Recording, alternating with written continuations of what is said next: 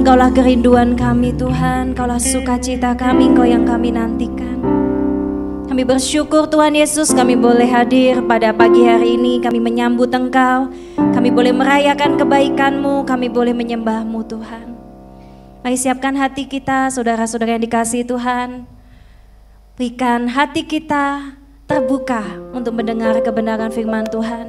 Biarkan mata kita olesi dengan minyaknya yang kudus untuk kita boleh melihat rencananya yang mulia dalam kehidupan kita.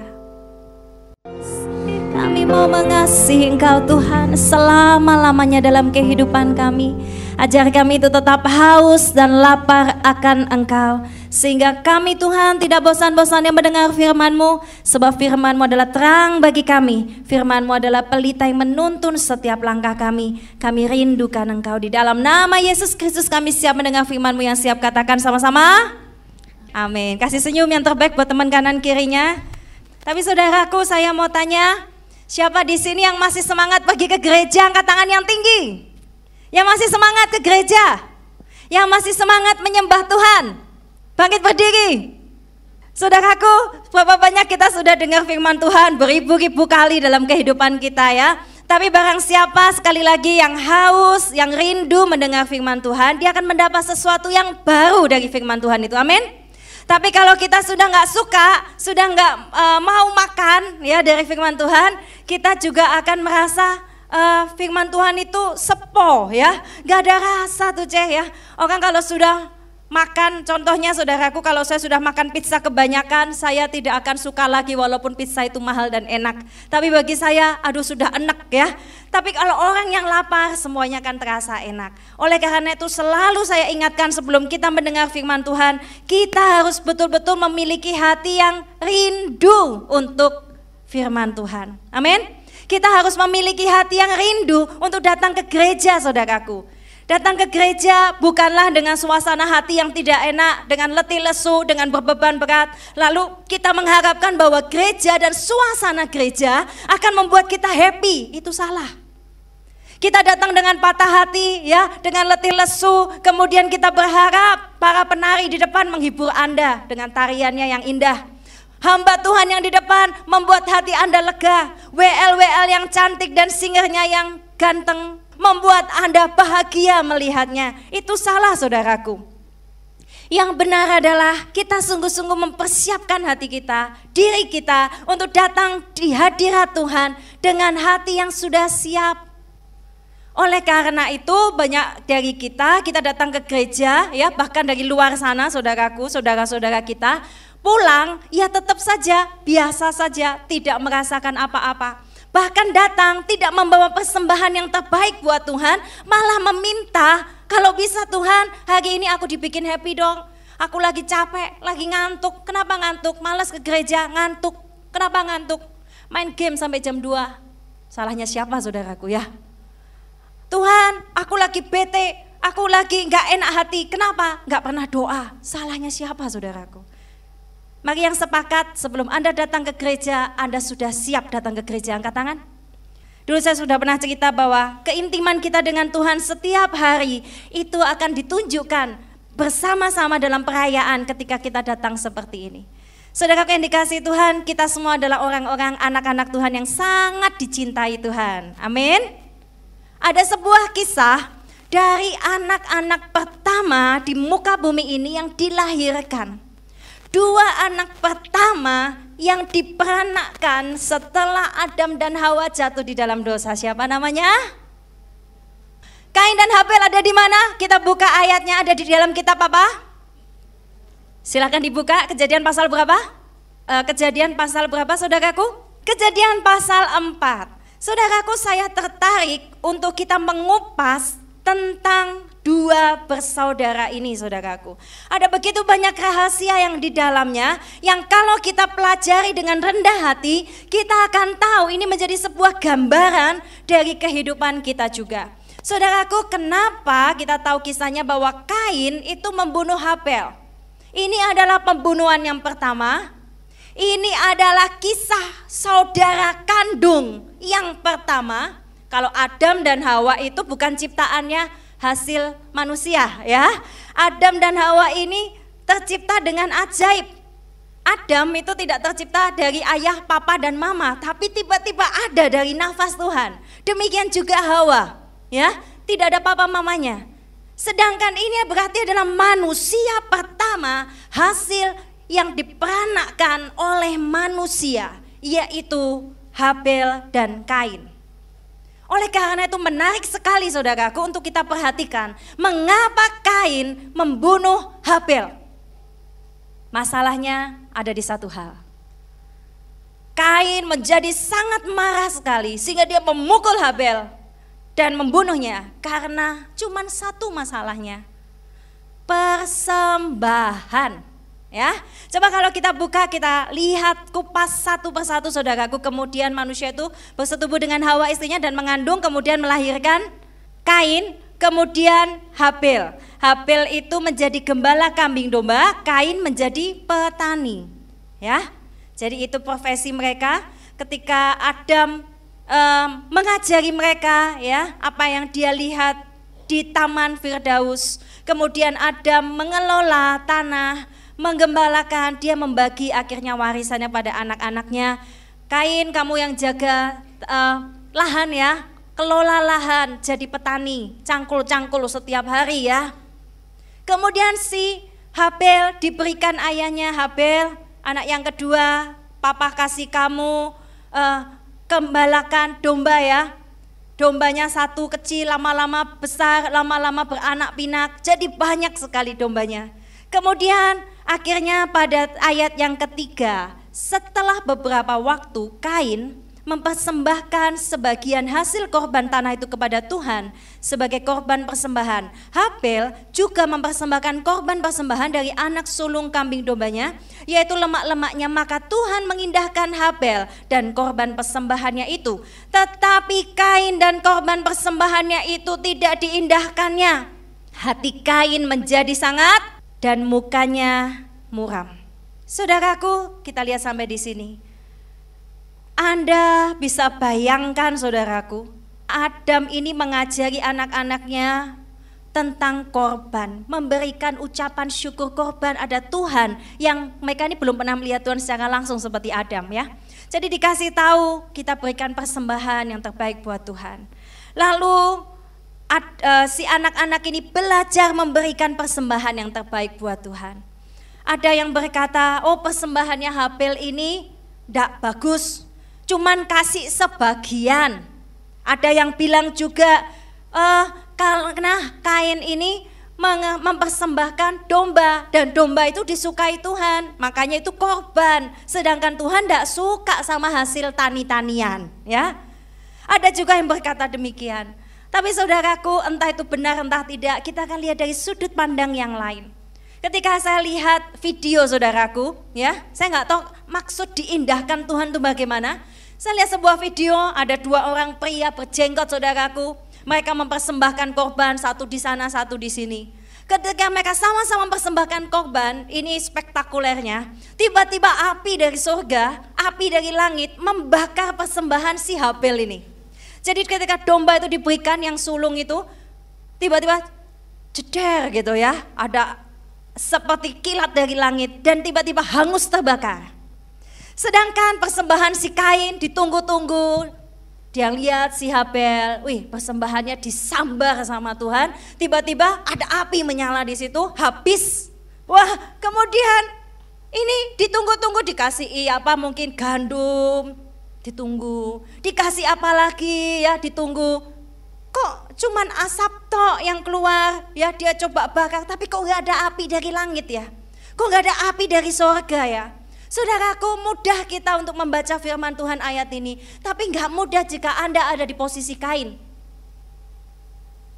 Mereka sama-sama anak, bahkan Kain ini adalah anak pertama saudaraku dari Adam dan Hawa. Jika itu terjadi, contoh kamu punya saudara kandung, kakak saya ya diberikan sesuatu, papi berkenan ya.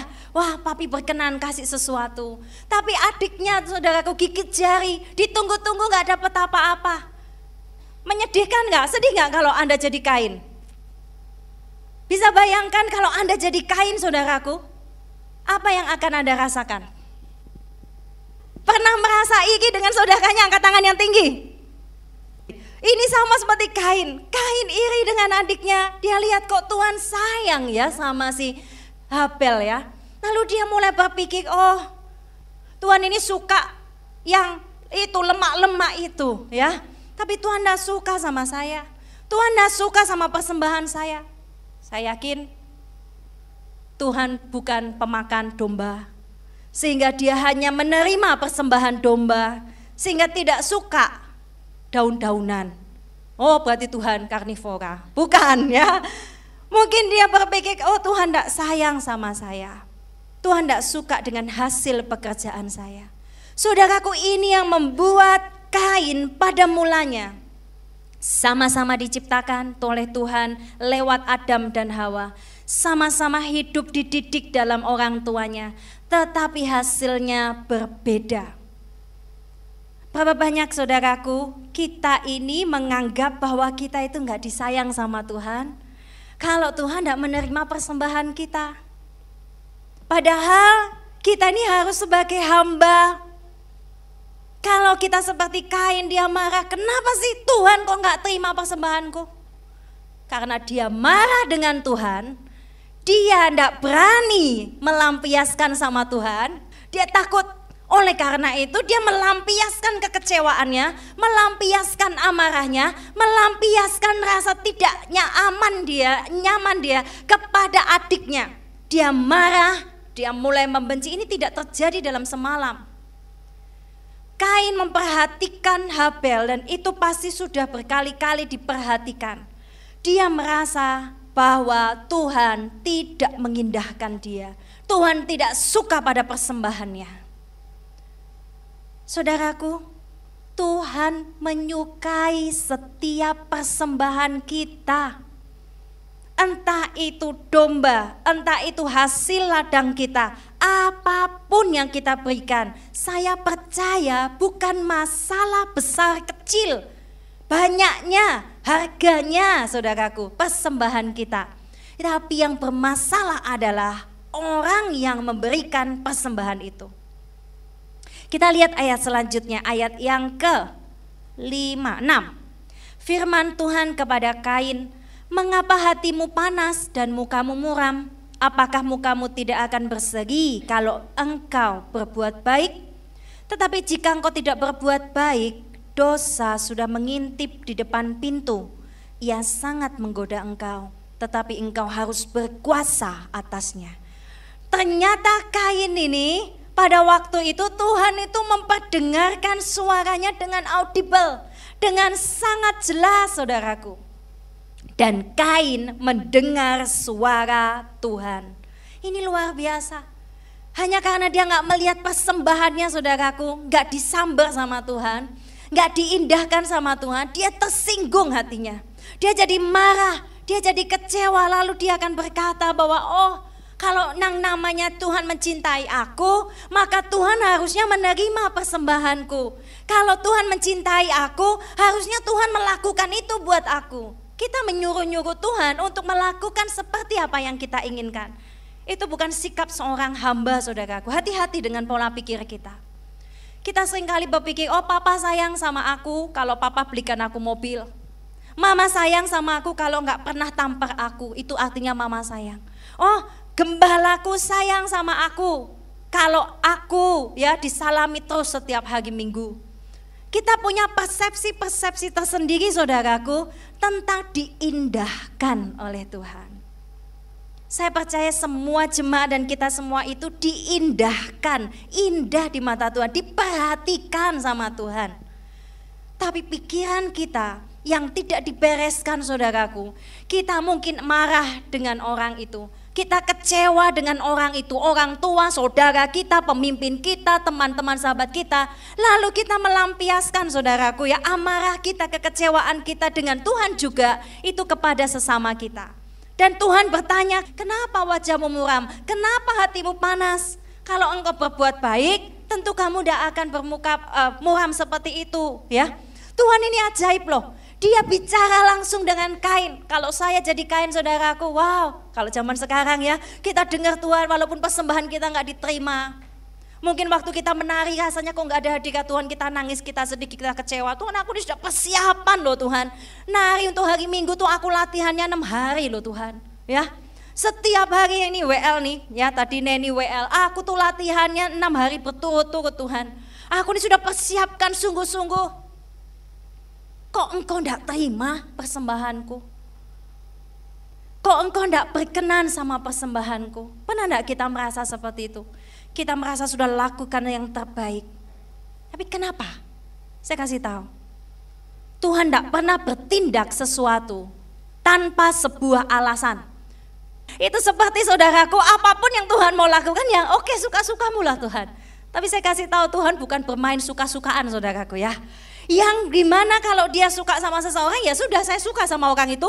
Tiba-tiba kalau ada anak, wajahnya kok jelek, aku gak suka ah. Yang satunya, ini kurang cantik bagiku, kok lahirnya begini jadinya begitu ya. Lalu Tuhan bilang aku gak suka. Tuhan tidak seperti itu. Atau ketika Tuhan mengindahkan persembahan Habel dan tidak mengindahkan persembahan Kain, Tuhan tidak pernah bertindak tanpa alasan. Kasih salam teman kanan kiri. Tuhan tidak pernah bertindak tanpa alasan. Jadi seringkali kalau Anda berpikir kenapa Tuhan, Anda bertanya ya, seringkali kan kita bertanya begitu.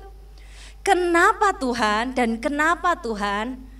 Maka percayalah Tuhan tidak pernah bertindak tanpa alasan yang jelas. Tuhan mau menggambarkan sebuah pelajaran yang begitu berharga. Kisah pertama manusia ketika di muka bumi yang dilahirkan dari manusia. Adam dan Hawa, yaitu Kain dan Habel ini. Yaitu ada 2 jenis orang saudaraku. Pada waktu itu Kain dikasih tahu Tuhan seperti itu, apa reaksinya? Masih marah? Atau bertobat? Halo? Masih marah. Ya. Jadi ketika Kain mendapatkan peringatan yang pertama dari Tuhan, sekalipun Tuhan tidak mengindahkan persembahannya, tapi Tuhan itu datang loh sama Kain. Tuhan bicara sama Kain. Ayolah Kain, kenapa kamu marah? Kalau kamu berbuat baik, aku pasti akan terima.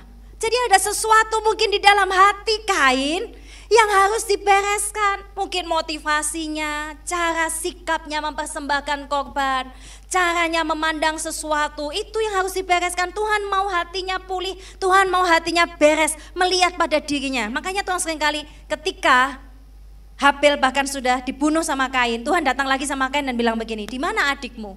Jadi ternyata Tuhan ini suka tanya saudaraku ya. Ketika Hawa dan Adam bersembunyi dari Tuhan, Tuhan juga tanya, di mana engkau, Adam? Ternyata Tuhan ini suka bertanya loh sama kita. Padahal Tuhan sudah tahu segalanya. Mungkin Tuhan datang sama engkau di kamarmu dan berkata, sudahkah engkau melayani aku? Padahal kita sudah melayani Tuhan. Loh, sudah Tuhan, saya sudah melayanimu. Atau Tuhan berkata, apa yang kau lakukan tadi pagi? Apa yang kau tonton tadi malam?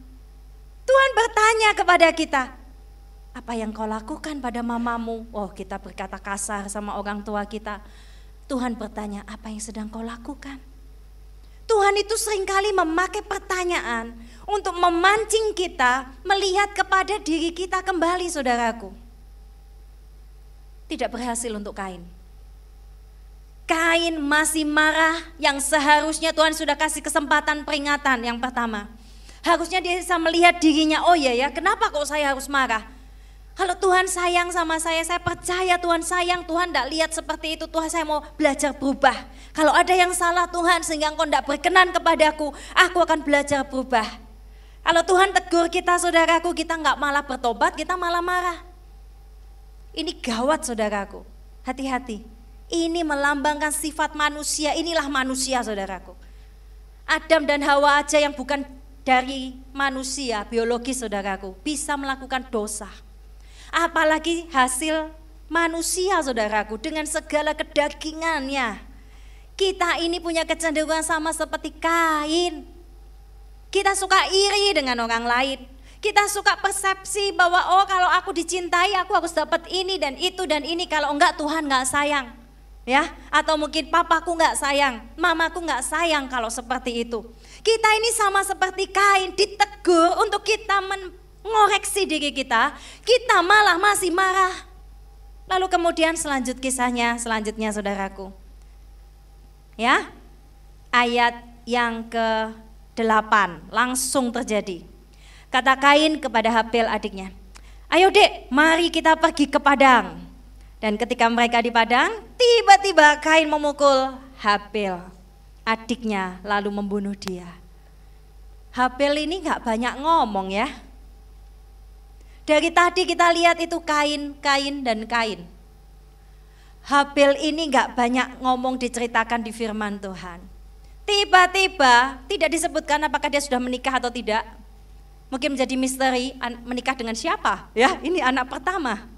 Tapi memang dikisahkan bahwa Adam dan Hawa itu tidak hanya punya anak laki-laki saja, tapi ada banyak anak perempuan ya. Ada banyak yang berkata, oh Kain dan Habil itu nantinya menikah dengan yang anak-anak saudaranya ya. Jadi pernikahan sesama darah saudaraku ya. Tetapi Hawa dan Adam ini bukan ciptaan dari manusia, bukan dari peranakan dari manusia, sehingga dikatakan katanya sih ya tidak punya gen-gen yang bisa membuat cacat. Ya, karena mereka adalah manusia pertama. Jadi boleh. Tapi tidak pernah disebutkan di Alkitab Habil ini keturunannya siapa. Dan tiba-tiba saja dia dibunuh. Habil ini mengalami satu hal, ketidakadilan di dalam kehidupannya. Dia tidak salah, usianya muda, dia belum menikah. Kalau Anda lihat Kain keturunannya, Kain itu punya keturunan sampai Lamek saudaraku disebutkan. Ya, membangun kota yang namanya Henok. Anak-anaknya sangat pandai dalam bermacam-macam keahlian. Tetapi tidak pernah disebutkan kisah Habil. Kalau kita jadi Habil saudaraku, kita juga bisa berteriak sama Tuhan ya. Tuhan, kenapa hidupku seperti ini? Oleh karena itu saudaraku, ketika Habil dibunuh, darahnya Habil, satu-satunya darah yang dibandingkan dengan darah Kristus itu darah Habil. Dikatakan darah Kristus itu berteriak lebih keras daripada darah Habil. Disebutkan darah Habil. Jadi darah Habil ini ketika dia ini darah orang yang tidak bersalah, darah orang benar dikatakan. Dia mengalami ketidakadilan. Saudaraku, tapi kita nggak mengerti. Kadang ada orang yang benar, orang yang hidupnya kudus, orang yang hidupnya baik, belum menikah, ya. Kok dipanggil Tuhan cepat? Cinta Tuhan, kok mengalami kesusahan, kok mengalami kematian? Kita nggak pernah ngerti misteri Tuhan. Tapi saya kasih tahu Tuhan tidak pernah bertindak tanpa alasan yang jelas. Kita lihat lagi kepada Kain. Setelah Kain membunuh, Tuhan tanya lagi, di mana adikmu? Dia mengelak lagi. Sampai akhirnya Tuhan berkata, Tuhan akhirnya mengutuk si Kain. Mengutuk dia. Ya. Mengutuk dia. Lalu coba kita lihat ayatnya. Ayat yang ke-12, ayat 11. Maka sekarang terkutuklah engkau, terbuang jauh dari tanah yang menganggarkan mulutnya untuk menerima darah adikmu itu dari tanganmu. Apabila engkau mengusahakan tanah itu, maka tanah itu tidak akan memberi hasil sepenuhnya kepadamu. Engkau akan menjadi pelarian dan pengembara di bumi. Kata Kain kepada Tuhan, hukumanku itu lebih besar daripada yang dapat kutanggung. Engkau menghalau sekarang dari tanah ini dan aku akan tersembunyi dari hadapanmu. Seorang pelarian dan pengembara di bumi. Maka barang siapa yang bertemu dengan aku, tentu mereka akan membunuh aku. Firman Tuhan. Sekali-kali tidak, barang siapa yang membunuh Kain akan dibalaskan kepadanya 7 kali lipat. Kemudian Tuhan menaruh tanda pada Kain supaya ia jangan dibunuh oleh barang siapa yang bertemu dengan dia. Lalu Kain pergi dari hadapan Tuhan dan dia menetap di tanah Nod di sebelah timur Eden. Inilah kisah selanjutnya dari Kain. Kata dari hukuman di ayat yang 13 itu sebetulnya saya lihat dari terjemahan aslinya saudaraku, itu artinya kesalahan sebetulnya. Jadi si Kain ini setelah dia membunuh, entah dia sudah betul-betul bertobat atau tidak, tapi dia berkata kesalahanku ini terlalu besar untuk kutanggung. Nanti kalau aku jadi pengembara, aku akan dibunuh orang. Tuhan itu luar biasa. Tuhan itu penuh dengan kasih dan sayang. Sekalipun Kain ini sudah melakukan kesalahan dan terus berontak, saudaraku, Tuhan tetap melindungi Kain. Dan dikatakan tidak, orang yang membunuh kamu akan dihukum 7 kali lipat. Kamu akan kuberikan tanda. Tapi menurut Alkitab, ahli-ahli Alkitab berkata tanda ini macam-macam. Ada yang bilang itu tanda di dahi, saudaraku, seperti nama Tuhan atau Vav, ya, ada tanda. Ada juga yang bilang oh ini adalah penyakit atau apa penderitaan dari si Kain, sehingga dia itu akan tiba-tiba merasa menderita yang luar biasa. Orang dia akan meringkuk, wow, menderita, dan orang akan lihat dia, oh itu tanda. Ada banyak macam penafsiran tanda, tapi kita nggak bahas itu ya. Apapun tanda itu, anggaplah itu pasti baik ya untuk Kain, karena orang nggak berani membunuh Kain. Dan akhirnya keturunannya kita lihat sampai poligami yang pertama pun itu ada pada keturunan Kain loh, saudaraku. Cucu-cucunya yang sampai ke bawah namanya Lamek, ayat 23. Lamek ini, saudaraku, dia punya 2 istri. Lalu dia bilang begini, ayat 23. Aku telah membunuh seorang laki-laki karena ia melukai aku. Membunuh seorang muda karena ia memukul aku sampai bengkak. Ini dia ngaku sama istrinya. Ya, dia bilang begitu. Aku ya sudah bunuh orang laki-laki karena dia tuh berani-beraninya melukai aku. Dan aku pukul orang yang buat aku sampai bengkak. Oh, jadi ternyata sifat dari Kain ini, saudaraku, nurun sampai keturunannya. Keturunannya, saudaraku, suka membunuh, suka memukul. Dan kita tahu bahwa ketika Nabi Nuh ya, itu habis semua, keturunan Kain juga ikut habis semua, saudaraku. Tidak ada lagi cerita tentang keturunan Kain. Habis sudah. Saudaraku, kita harus belajar dari Kain. Karena Habil tidak banyak ngomong, darahnya saja yang berteriak. Kita belajar dari Kain. Saudaraku, sisi pemberontakan kita itu bahaya, saudaraku. Setiap kita itu punya yang namanya sisi pemberontakan. Semua kita pasti pernah memberontak. Ini sudah dibuktikan dari manusia, anak pertama manusia, Kain, memberontak sama Tuhan. Berapa banyak kita suka berontak, saudaraku? Suka tidak terima dengan kehendak Tuhan, dengan jalan Tuhan, dengan pemberian-pemberian Tuhan, karena kita merasa bahwa Tuhan tidak mengasihi kita. Saudaraku, seorang pernah berkata kepada saya, cinta itu bukanlah pembandingan. Cinta itu bukan pembandingan. Kalau Anda punya 2 orang anak, 3 orang anak, 1 orang anak gak ada yang bisa dibandingkan. Siapa bilang dia akan bandingkan dengan anak tetangga? Cinta itu bukan pembandingan. Anda mencintai suamimu, suamimu kebetulan pesek, saudaraku. Kamu bandingkan setiap hari dengan tetangga itu loh ya, suami ini orang itu kok ganteng sih. Ya, hidungnya tuh loh 1 meter, oh Pinocchio ya, menakutkan. 30 cm, oh, menakutkan juga. 10 cm ya, coba ya kamu seperti itu ya, pasti anak kita itu ya kayak bintang film ya. Sekarang kayak bintang film ya kan, bukan film lagi, tapi pelem ya kan, atau mangga. Wah, suaminya diejek-ejek. Cinta itu bukan pembandingan. Kita juga tidak boleh berkata bahwa Tuhan kok enggak sayang sama aku kalau engkau enggak kasih aku jodoh usia 20, Tuhan. Oh Tuhan kok enggak sayang aku kalau engkau enggak kasih jodoh aku, Tuhan, usia 30 pas, Tuhan. Pokoknya jauh lebih, Tuhan, ya. Oh, kita berkata seperti itu. Tuhan itu mencintai kita dengan luar biasa, saudaraku. Dan cinta sekali lagi bukan pembandingan. Sekali lagi kasih jabat tangan dulu. Jangan suka membandingkan ya. Jangan suka membanding-bandingkan. Kok enak ya panggilannya orang itu ya, enak banget. Enak banget itu kerjaannya orang itu. Sudah kerjaannya enak, dapat mobil, dapat emas. Aku ya harus banting tulang ya, sampai tulangku remuk ya. Aku nggak dapat apa-apa, dikasih mobil aja enggak. Kok enak ya kerja di situ, kok enak ya jadi anaknya orang itu, kok enak ya punya pacar kayak gitu ya. Saudaraku, jalan cerita kita ini berbeda-beda loh. Kalau Tuhan kasih jalan cerita seperti Habel, menderita, loh tambah mati di usia muda. Ya semoga saja enggak ya. Tapi setiap kita punya cerita yang berbeda. Oleh karena itu saya pun saudaraku belajar untuk tidak pernah membanding-bandingkan, walaupun kecenderungan manusia saya tahu kita itu suka membanding-bandingkan. Suka iri, suka cemburu dengan orang lain. Ayo mulai hari ini, mari kita ada di dalam hidup tracking Tuhan yang benar, berfokus dengan apa yang menjadi kerinduan Tuhan, ya. Kalau mungkin Kain pada waktu itu dia bertobat, dia memperbaiki sikap hatinya, lalu berikan persembahan. Oh, Tuhan akan mungkin menyambut persembahannya, kisahnya mungkin akan berbeda. Tapi saya percaya Tuhan punya rencana yang luar biasa. Saudaraku, kalau kita berkata, Tuhan aku ini bejanamu, kalau bejanaku ini rusak Tuhan, nanti aku dapat rencana pengganti, ya.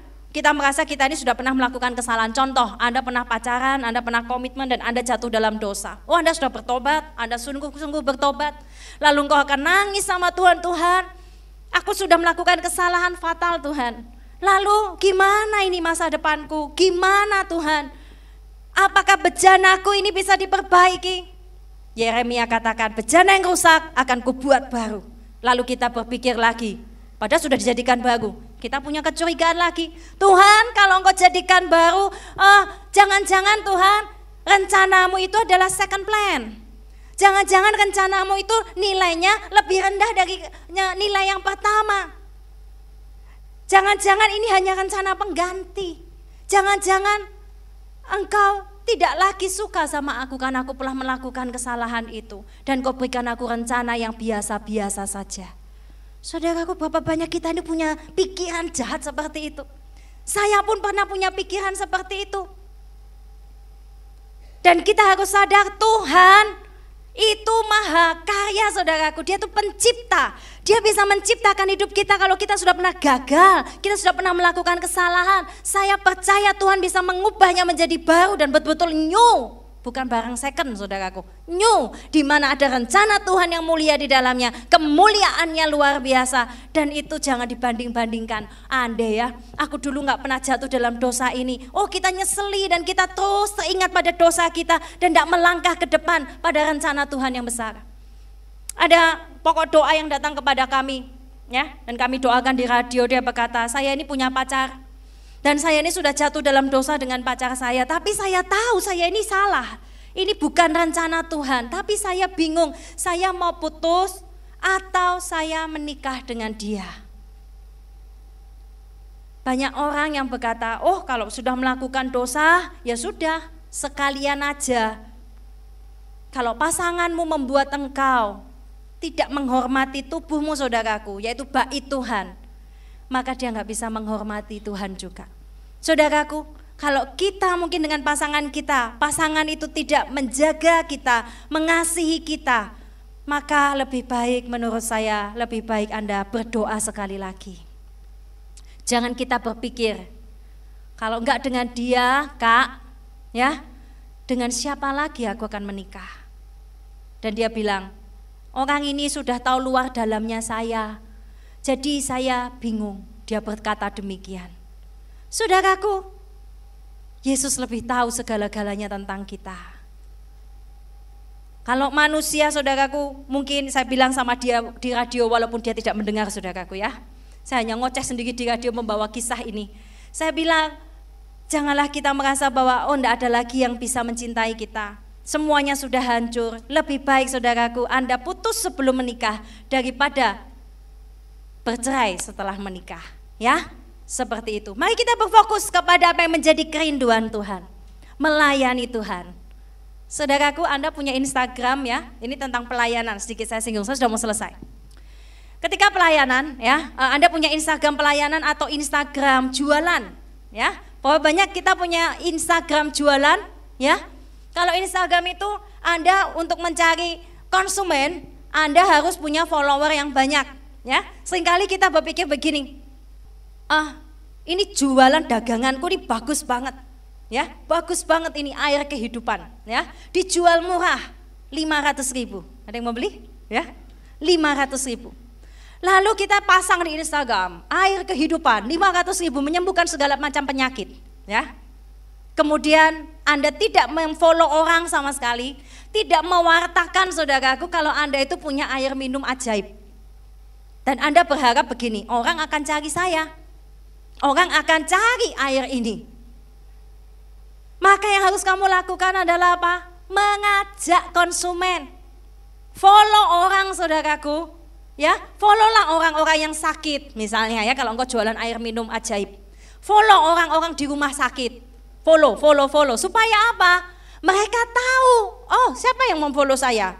Instagramnya judulnya air ajaib, oh air ajaib dibuka, saya follow ya saya follow. Dari 2.000 orang yang Anda follow, 2.000 orang loh yang Anda follow, klik itu sampai tangan Anda keriting, sampai di blok sama Instagram ya, berkali-kali. Itu yang nyantol untuk follow kamu balik, itu biasanya cuma 20%.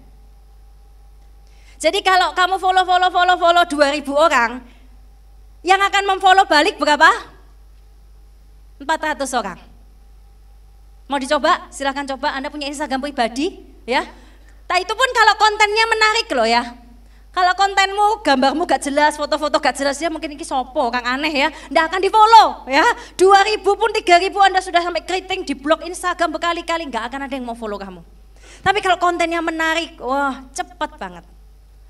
Ya, ini artinya begini, ini kita bicara tentang pelayanan sebelum saya selesai. Mari kita fokus dengan apa yang Tuhan rindukan dalam hidup kita. Melayani Tuhan sungguh-sungguh jemaat yang dikasihi Tuhan. Kita melayani Tuhan, Anda punya Tuhan Yesus yang luar biasa.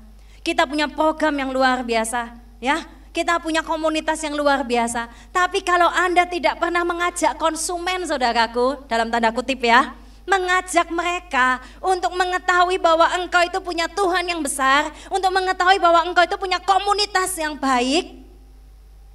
Saudaraku, oleh karena itu mari kita semua yang melayani Tuhan di tempat ini, belajar sekali lagi untuk kita belajar mewartakan Kristus, mengajak orang saudaraku.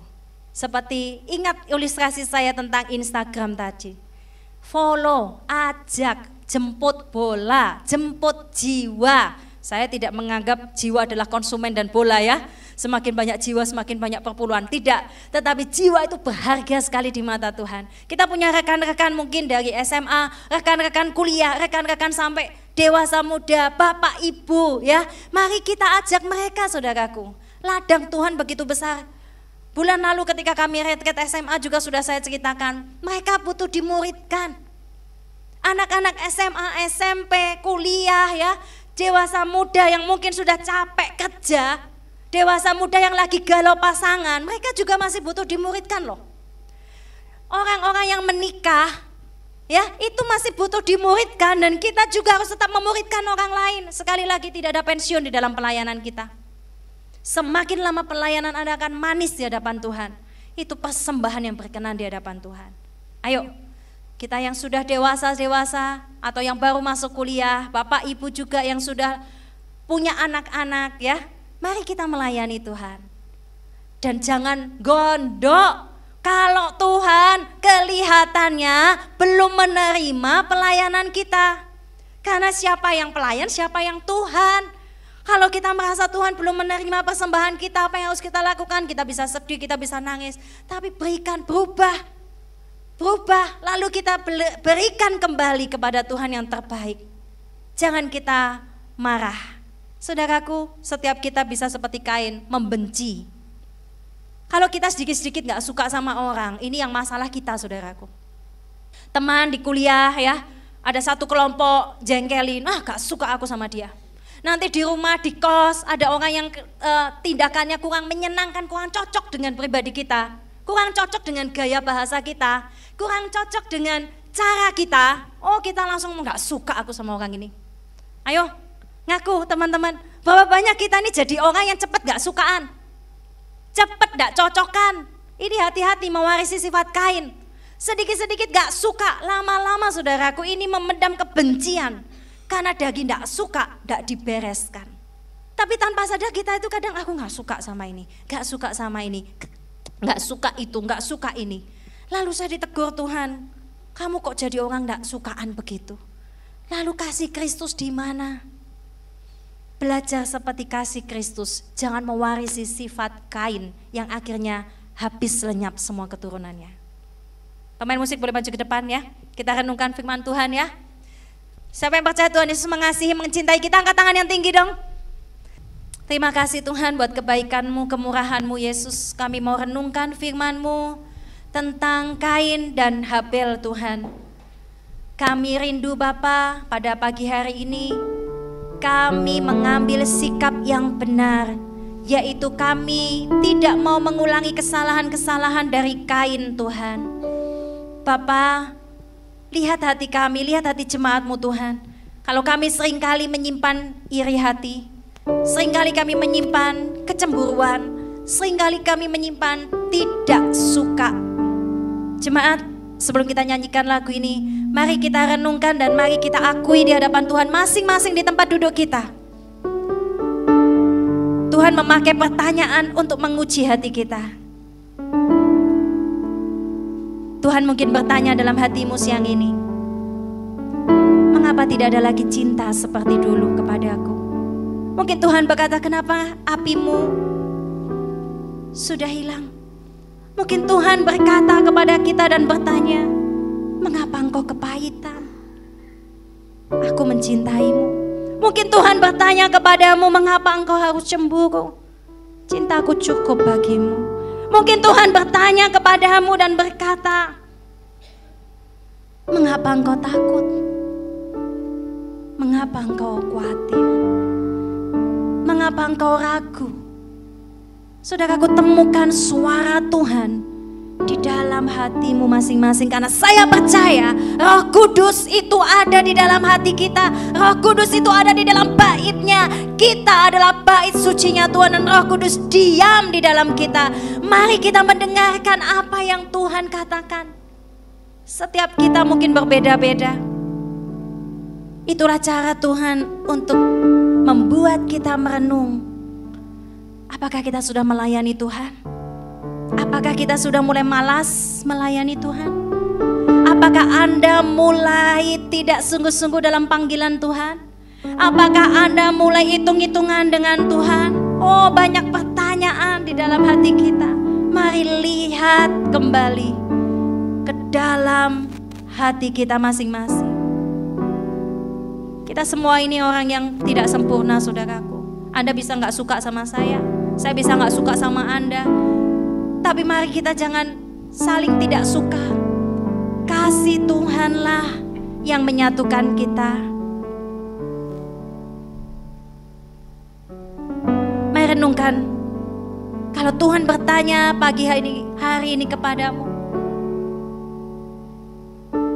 dulu Tuhan melihat apimu.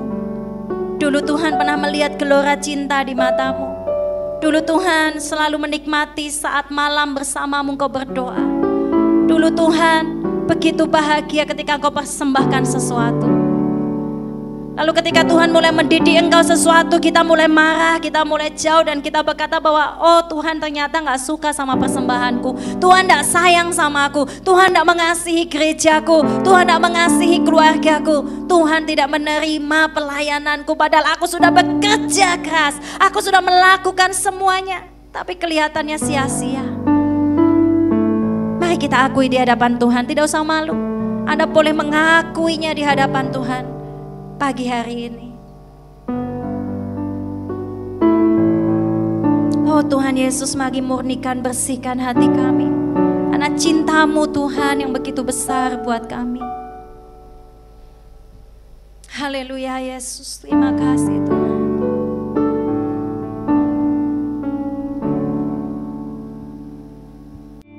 Kau adalah jemaat perjanjian Tuhan.